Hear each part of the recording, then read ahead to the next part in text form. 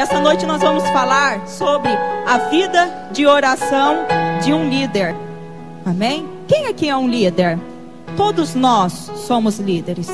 Somos líderes no nosso lar, no nosso trabalho. Nem ao menos seja que nós lideramos um cachorrinho, mas lideramos alguma coisa. Amém? Somos líderes, porque Deus nos fez nascer com esta condição. Eu não preciso ter um título para mim ser líder, mas basta eu realizar o meu propósito de vida para que eu seja um líder. Amém? Mas antes de nós continuarmos, eu preciso perguntar a você. Não me responda, responda a si mesmo. O que é orar? Tem uma galera que está pensando que a galera do fundo é crente vagalume? Mas não. Outra vez eu ouvi alguém dizer assim: quem é do fundo é crente vagalume. Não, aqui na Levantar em Cristo é tudo lâmpada 100 watts. Ligado a 1000, brilhando a 10.000. Sabe quem é o crente vagalume? É um crente que uma hora está acesa, outra hora está apagada. Uma hora brilha Jesus, a outra hora está na escuridão. Amém? Mas todos nós somos crentes abençoados para a glória do Senhor. Amém. Mas eu tenho que confessar que o pessoal do fundão aí respondeu rápido, amém? Eles disseram que orar é falar com Deus. Quem concorda, diga amém. Tem uma frase que diz assim: a nossa vida de oração é o nosso relacionamento com Deus. O que isso significa? Eu oro, eu tenho um relacionamento com Deus. Eu não oro, eu não tenho um relacionamento com Deus. Amém? Por isso que a oração é tão importante. Oração é comunicação. Oração é um diálogo. Oração não é um monólogo. Monólogo é só quando uma pessoa fala. Oração é um diálogo onde eu falo e Deus fala. Onde eu falo e Deus fala. Rafael, por favor, vem aqui na frente. Eu preciso fazer uma ilustração. O Rafael, para quem não conhece, é baixista, solteiro. Amém? Glória a Jesus, a todos que nos assistem, aleluia. Pode mandar e-mails para contato. Glória a Deus. Mas tem que ser uma Rebeca, abençoada por Jesus. Em nome de Jesus. É o melhor amigo do meu filho Samuel. Mas amém. Imaginem comigo que Rafael é Deus e eu sou eu como você. Eu só posso conhecer mais de Deus se eu falar com Ele. Se eu não falar com Ele, eu não posso conhecer dele. Significa como num relacionamento. Eu só conheço um amigo meu, amém? Eu só posso conhecer um amigo meu se eu comunicar com ele. Aí tem crente que está dentro da igreja e diz assim: eu não sei qual que é o propósito de Deus para a minha vida. Eu não sei qual que é a vontade de Deus, se eu estou fazendo a vontade de Deus, se esse é o ministério mesmo que Deus quer que eu esteja, se é isso mesmo que Deus quer que eu faça, se é isso mesmo que Deus quer que eu vivo. Meu querido, isso é um grande sinal de um relacionamento distante com Deus. Aí a pessoa pensa assim: eu tenho que ir na barraca da irmã Joana para ela revelar o que Deus tem para a minha vida. Diante de Deus, meu querido e minha querida, não existe diferença da parte desta pessoa e está com uma revista de horóscopo, olhando lá atrás o que Áries, Peixe, Aquário, Saturno, Urano, tem? Não, né? Está dizendo, ó. Aí tem pessoas que baseiam a sua fé e a sua vida em mentiras. Aí está lá no horóscopo: hoje você vai ficar muito triste.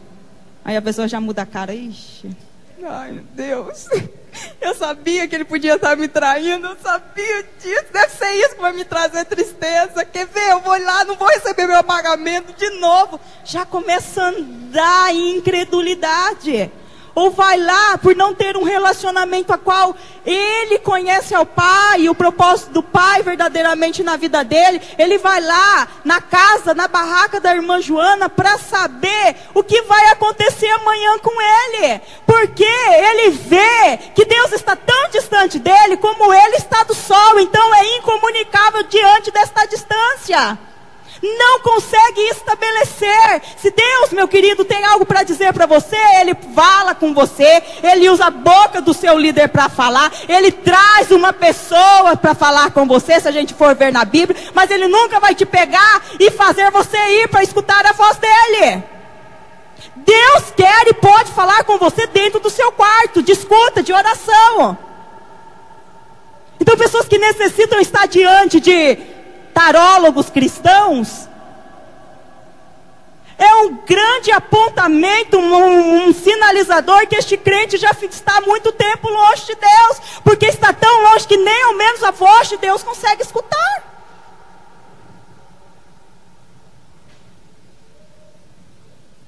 O coração está tão cheio de engano que procura mais engano para se enfiar.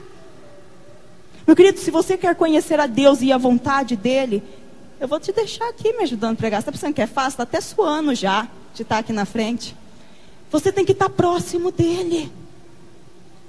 Certa vez eu fiz uma oração para Deus. Deus, que será mesmo que é o seu propósito de vida para mim aqui? Parece que nada está acontecendo. E eu comecei a olhar e o Espírito Santo disse assim a mim: Jaqueline, quanto mais perto de mim você tiver, mais convicção você vai saber do meu propósito em você. Mais distante, não tem como. Então orar, como mesmo vocês disseram, e a Bíblia nos mostra isso, é o quê? Eu falar com Deus. Quanto mais eu falo com Deus, mais eu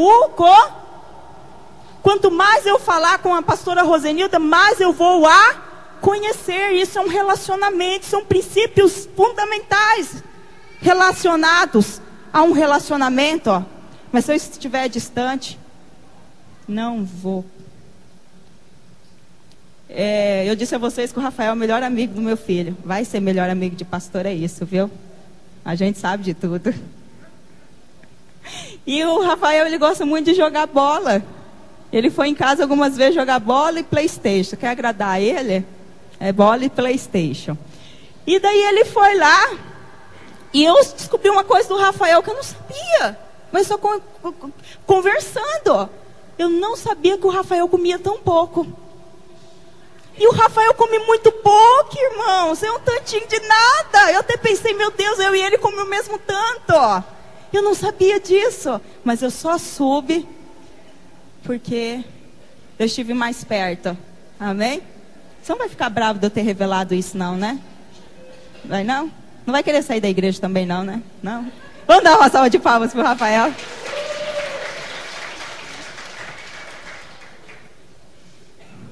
Aleluia. Abra sua Bíblia em Mateus capítulo 7.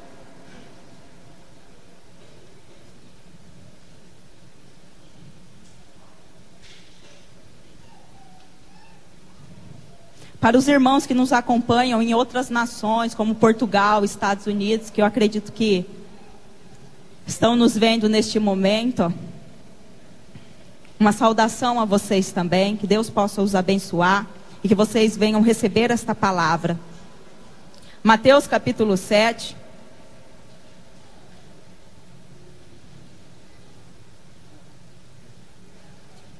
Versículo 7, Mateus 7, 7. Diz assim: peçam e vocês receberão, procurem e vocês acharão, batam e a porta será aberta para vocês, porque todos aqueles que pedem, recebem, aqueles que procuram, acham, e a porta será aberta para aquele que... Como que eu bato? Através da oração. Versículo 9: por acaso algum de vocês que é pai será capaz de dar uma pedra ao seu filho quando ele pede pão? Versículo 10: ou lhe dará uma cobra quando ele pede um peixe? Vocês mesmo sendo maus sabem dar boas coisas aos seus filhos. Quanto mais o Pai de vocês que está no céu dará coisas boas aos que lhe pedirem. Versículo 12 diz: façam aos outros o que querem que eles façam a vocês, pois isso é o que querem dizer a lei de Moisés e os ensinamentos dos profetas. Já na sequência, abre em Neemias, no livro de Neemias, agora está Velho Testamento, ó.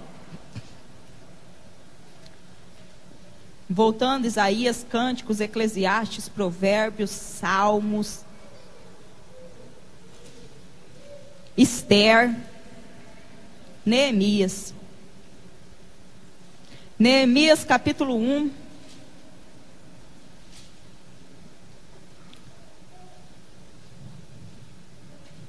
Para nós líderes, há um modelo de oração neste texto que vamos ler.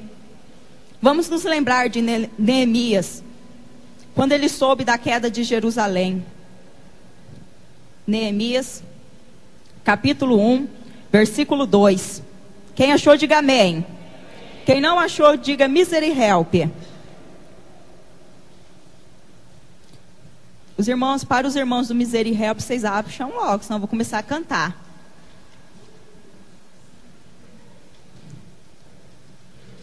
Aleluia. Amém? Diz assim: Anani, um dos meus irmãos de quem? De Neemias, chegou de Judá com um grupo de outros judeus. Então eu pedi notícias da cidade de Jerusalém e dos judeus que haviam voltado do cativeiro na Babilônia. Eles me contaram, prestem atenção nessa história para você entender. Eles me contaram que aqueles que não tinham morrido e haviam voltado para a província de Judá estavam passando por grandes dificuldades. Contaram também que os estrangeiros que moravam ali por perto os desprezavam. Disseram, finalmente, que as muralhas de Jerusalém ainda estavam caídas e que os portões que haviam sido queimados ainda não tinham sido consertados. Versículo 4. Quando ouvi isso, eu me sentei e chorei. Durante alguns dias eu fiquei chorando e não comi nada. E fiz a Deus esta oração. Quando o texto está dizendo assim, alguns dias, meus queridos, não é 5 dias, 4 dias, 7 dias, estourando. Não, aqui foram 4 meses. Amém? 4 meses onde Neemias orou. 4 meses onde Neemias chorou. 4 meses onde Neemias jejuou. Amém? O versículo 5, que é a oração que ele fez. Olha que oração que Neemias faz a Deus. E através desta oração nós temos alguns princípios que nós precisamos aprender para aplicar, para que as nossas orações de fato venham ser respondidas, para que não sejam orações tolas, estúpidas. Diz assim: ó Senhor, Deus do céu, Tu és grande e nós Te tememos.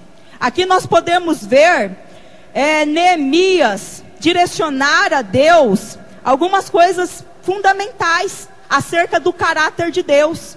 Ele começa a oração como Jesus ensinou para os discípulos, a oração modelo que está em Mateus capítulo 6, que Jesus ensina os discípulos a orar, e a primeira frase da oração de Jesus aos discípulos, ensinando-os, é assim: Pai nosso que estás no... Você viu que a oração de Neemias começa-se semelhante à oração modelo? Por quê? Porque toda oração deve se basear no caráter de Deus, em quem Deus é, quem Deus significa para você. Tem pessoas que usam a oração como um filho diante de uma data festiva, querendo alguma coisa. Como uma criança que chega perto do Natal para o seu pai e para a sua mãe, com uma lista de pedidos. Olha, pai e mãe, eu quero, nós hoje grandes, uma geladeira para Brastemp, que ela seja frost free, que isso, que aquilo, e aquilo outro, e que isso, que aquilo, que meu carro seja o melhor da rua, que a minha casa seja mais bonita, eu quero isso, eu quero aquilo, em nome de Jesus, amém. Acabou. Será que oração é isso? Neemias está nos ensinando que primeiro nós devemos basear os nossos pedidos de oração aonde? No caráter de Deus. Deus, como Tu és grande. Deus, como o Senhor é santo. Deus, como o Senhor é intemível. Deus, como o Senhor é poderoso nos seus feitos e nos seus atos. Comece a sua oração baseando o caráter de Deus e não o seu caráter. Quando eu começo, não que seja errado pedir as coisas para Deus. Deus no livro de Filipenses diz que nós devemos pedir a Ele. Não é errado, mas quando nós começamos e temos uma oração que podemos chamar de uma oração egoísta, onde só prevalece a minha vontade. As nossas orações não são e não devem para que a nossa vontade seja estabelecida nos céus. Mas a oração é para que a vontade de Deus seja estabelecida na terra.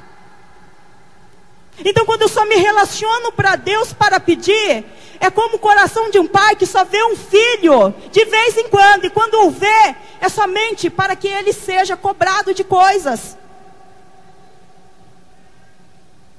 Eu fico terrivelmente brava com Samuel, quando ele só olha para mim pedir as coisas.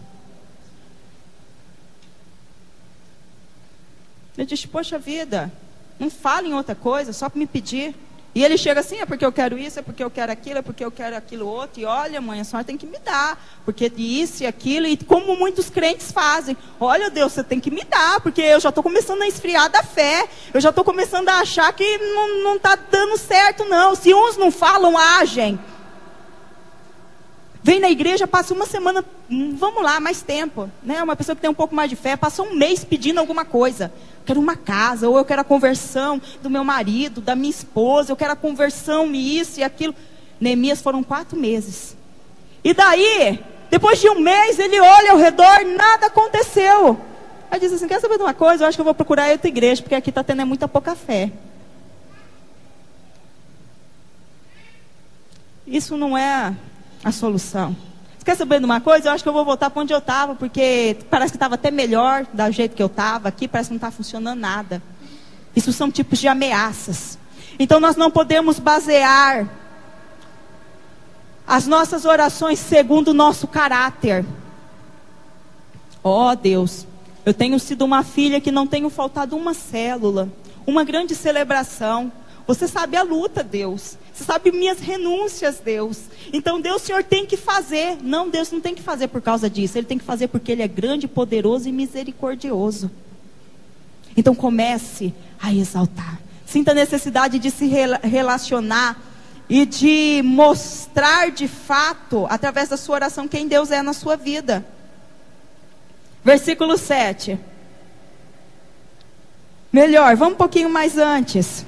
No versículo 6, diz assim, olha para mim, olha só como Neemias dá continuidade à sua oração depois de exaltar a Deus. Olha para mim, ó Deus, e ouve as orações que faço dia e noite em favor dos teus servos, o povo de Israel. Eu confesso que nós, o povo de Israel, temos pecado. Os meus antepassados e eu temos pecado. Com os nossos atos temos pecado contra ti e não temos obedecido aos teus mandamentos. Não temos obedecido às leis que nos deste por meio de Moisés, teus servos. Continua com a sua Bíblia aberta. Segundo o segredo de uma oração poderosa, é confessar o pecado em sua vida. Confessar pecado não é somente no dia da Santa Ceia. Diante daquele ato santo, você fecha o olho e você diz assim a Deus, Deus, se por acaso, Deus, não que eu me lembre, mas se por acaso eu tiver pecado, que o Senhor me perdoe. Não. Diante de uma oração poderosa diante de Deus, nós temos que confessar os nossos pecados. Depois que baseou sua oração em quem Deus é, Neemias confessou os seus pecados. Ele disse, nós, está no plural, pecamos. Observe quantas vezes ele usa a palavra eu e nós. Ele fala, eu confesso, eu mesmo. A casa de meu pai, agimos com maldade, nós não obedecemos. Não foi culpa de Neemias eles terem ido morar no cativeiro. Nem mesmo havia nascido quando isso aconteceu há 70 anos. Ele provavelmente nasceu no cativeiro e mesmo assim ele está incluindo nos pecados nacionais. Ele disse, eu sou parte do problema. Se toda essa desgraça aconteceu, é porque eu sou parte do problema. A cidade de Neemias tinha sido destruída. Neemias não estava mais morando em Jerusalém. Entenda algo esta noite. Neemias, eu tocando já até os personagens. Neemias estava na Pérsia, em Suzã. E de repente, através de um irmão dele que vem, ele fica sabendo que a sua cidade natal, ou seja, o problema dos outros, ainda estava destruída, e aquilo comoveu profundamente. E ele chora diante de Deus, e ele confessa, dizendo assim: Deus, se está tudo acabado é porque nós erramos, nós pecamos, então perdoa-nos, ó Deus. Então quando alguém está em luta, na nossa célula, na nossa igreja, nós não podemos nos portar assim: é problema dele, que se lasque para lá, eu já tenho os meus. Nós não vivemos no reino em uma forma individualista. No reino de Deus nós vivemos corporativamente. Ou seja, nós vivemos interligados um no outro. Então a vitória do meu irmão vai ser a minha vitória. A derrota dele vai ser a minha derrota. Por isso que diante de Deus eu apresento a vida dele. Da vida do irmão, meu irmão de célula. Da vida do meu irmão da grande celebração.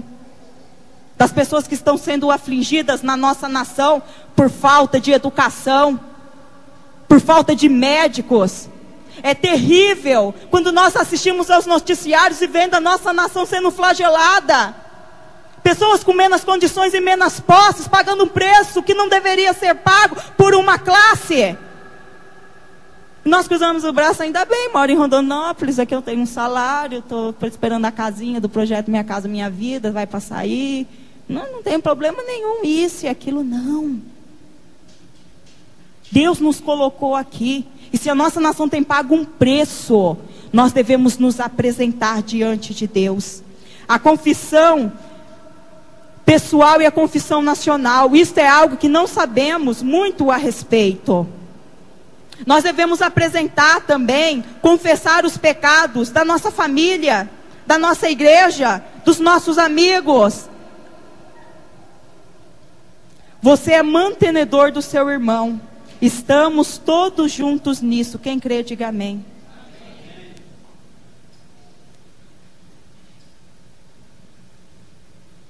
Quem está entendendo esta palavra, diga amém.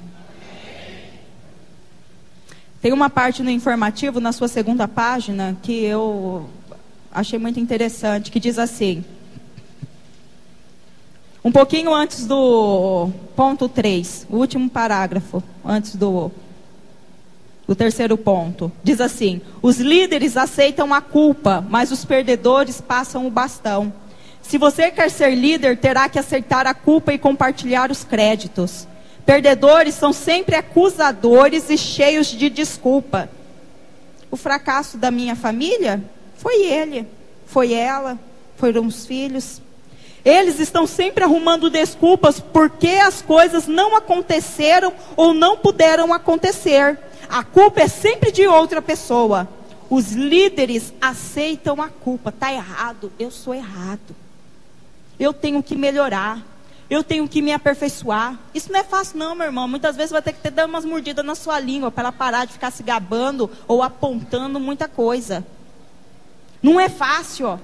A gente sempre pega as coisas, porque o patrão, tá? Patrão.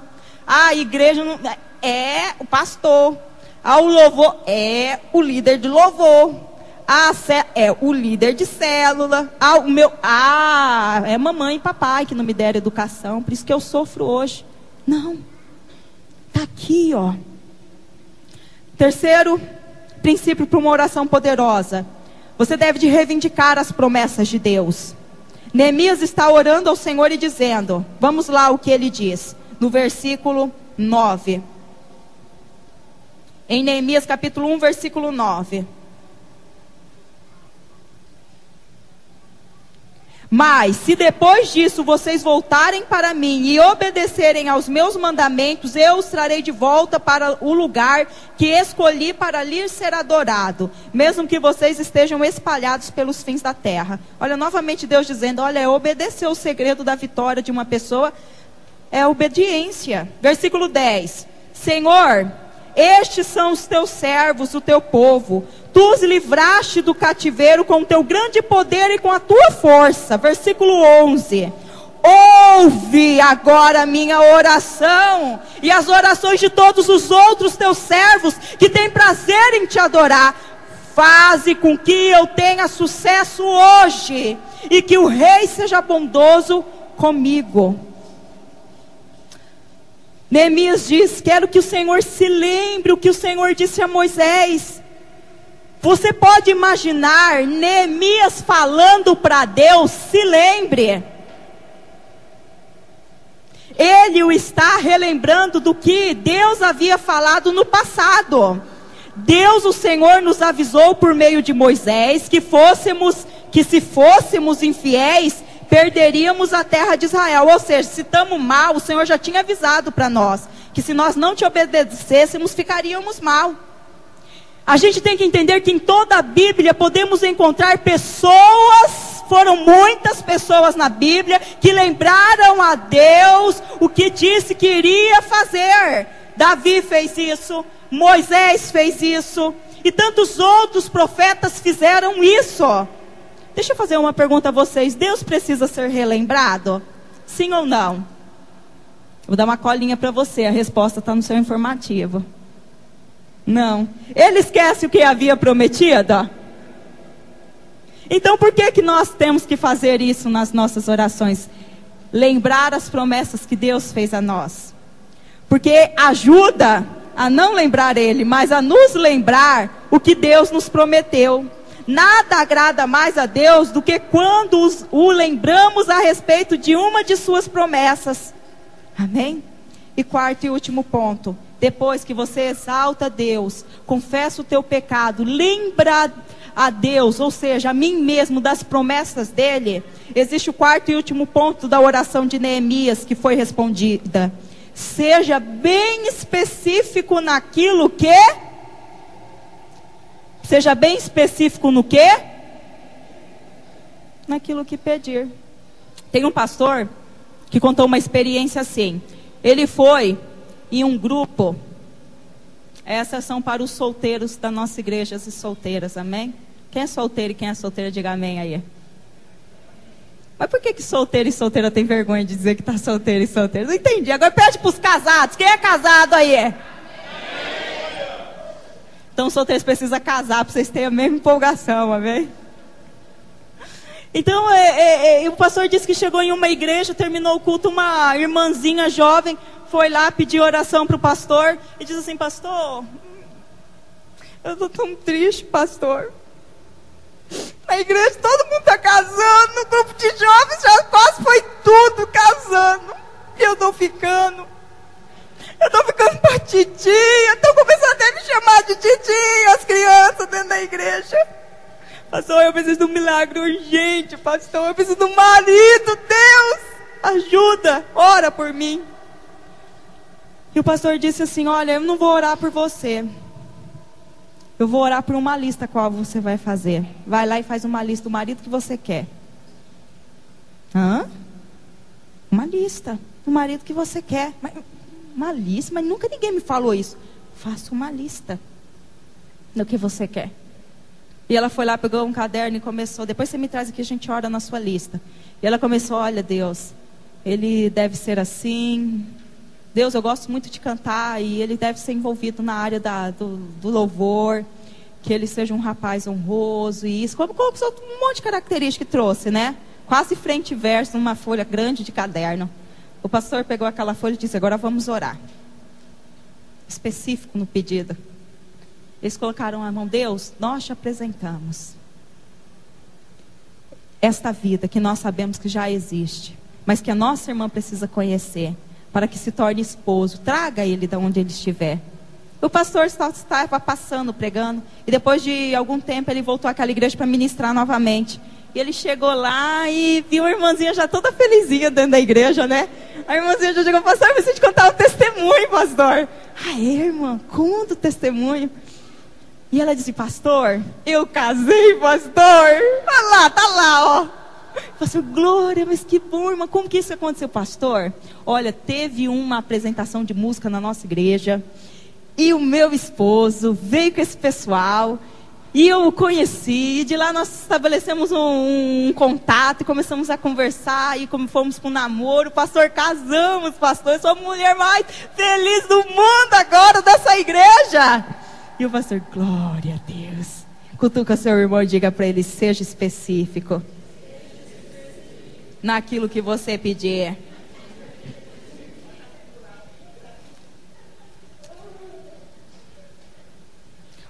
E tem um texto aqui que eu vou ler, mas não está no informativo. Em Filipenses 4:6, Filipenses 4:6 diz assim: não se preocupem com nada. Deus não quer que você esteja preocupado quanto aos seus pedidos. Você já preparou a palavra preocupado? Preocupado é uma ocupação fora de tempo, por isso que te cansa tanto. E Deus fala assim, você não precisa estar ocupado fora de tempo. E o versículo continua dizendo assim: mas em todas as orações, peçam a Deus o que vocês precisam. E orem sempre com o coração. Outro segredo, meu irmão, não é só também ficar pedindo, não. E, mas está demorando, ai meu Deus do céu, meu Deus, toda oração, não. Peça e tenha um coração agradecido, eu sei que o Senhor vai fazer. Eu só estou verbalizando aquilo que eu sei que o Senhor vai estabelecer. Amém? Se você quer respostas específicas, precisa fazer pedidos específicos. Se você fizer orações generalizadas, como saberá que foram respondidas? Como que você vai saber que foi Deus de fato que trouxe? Tem algumas orações que eu faço de necessidades pessoais minha, que é só eu e Deus que sabe. Aí Deus pega lá fulano, fulana, lá que eu não tenho muito contato, ou até os que eu tenho contato também, e traz aquilo que em oração eu pedi a Deus. Eu olho aquilo e falo, ai Deus, como o Senhor é bom. É dessa cor, era uma rosinha, uma creme, dessa cor mesmo, Deus tinha que ser. Peça, fala, escreva. Esses tempos atrás, muito tempo atrás, eu peguei o folder de uma loja de móveis. E eu comecei a olhar os móveis na minha casa e disse assim, Deus, eu preciso mudar algumas coisas aqui. E eu comecei a recortar aquilo que eu achava bonito, que se eu tivesse dinheiro na conta, que eu ia lá e compraria para mim naquele dia. Mas como eu não tinha o dinheiro, precisava desse milagre, eu comecei a recortar para mim orar. E eu recortei uma rack, eu recortei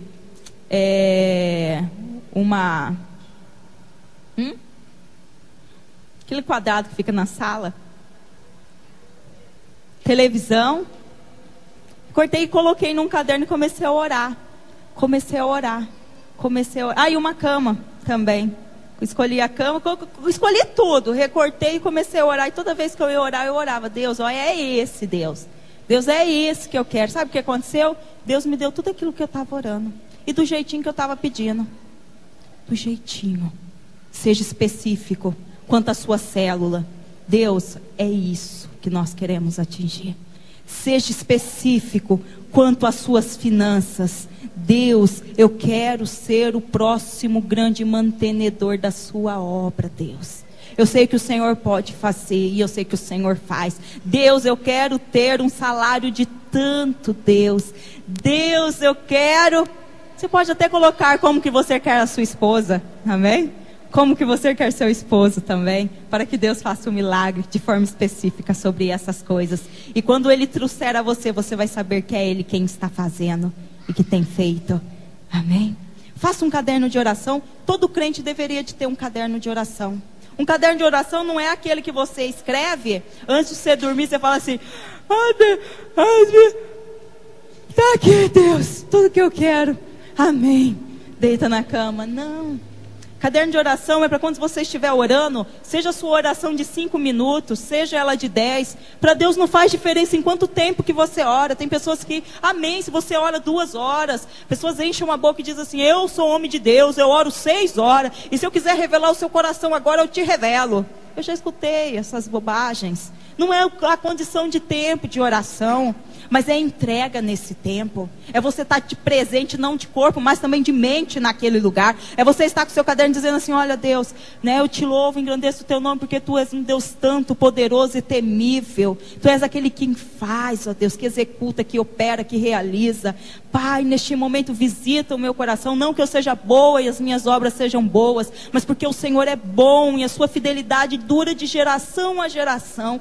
Pai, eu confesso o meu pecado, aquela vez que eu menti para a vizinha, aquela vez que eu invejei, aquela vez que isso, aquela vez que eu taquei sal na comida para prejudicar o meu marido, aquela vez que eu fiquei com tanta raiva dele ter feito aquilo, Deus, e eu disse isso, aquela vez, Deus, o pecado, Senhor, da minha família, que temos pessoas que não adoram a Ti, ó Deus, que têm se corrompido, ó Deus, com outras coisas, Senhor, aquela panela de pressão que eu vi na Ana Maria Braga, Deus.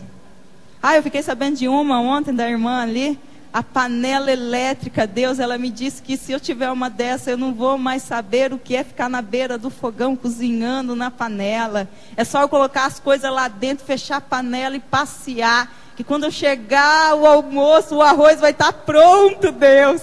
Deus, aquela escrava branca chamada Brastemp, eu coloco tudo lá dentro, Deus, e quando eu pego e abro a portinha, está tudo lavadinho. Ai, que bom, é só estender. Seja específico. Deus, a conversão do meu marido, Deus, eu quero, Senhor, que ele seja um homem, que seja fervoroso, cheio do Senhor, que ele chegue na célula, e ele faça edificação, e ele, Senhor, se submeta à liderança, ó Deus, e que nós venhamos abrir a nossa célula, para que eu venha ganhar a minha irmã, o meu cunhado, a minha tia, a minha avó, o meu vô, ó Deus, que eles adorem a Ti, amém. Você ouviu mensagens que edificam, e com certeza foi abençoado. Para conhecer outros temas, livros, CDs, DVDs, Bíblias e os materiais da visão do modelo Missea, acesse o nosso shopping online www.levantaiemcristo.com.br.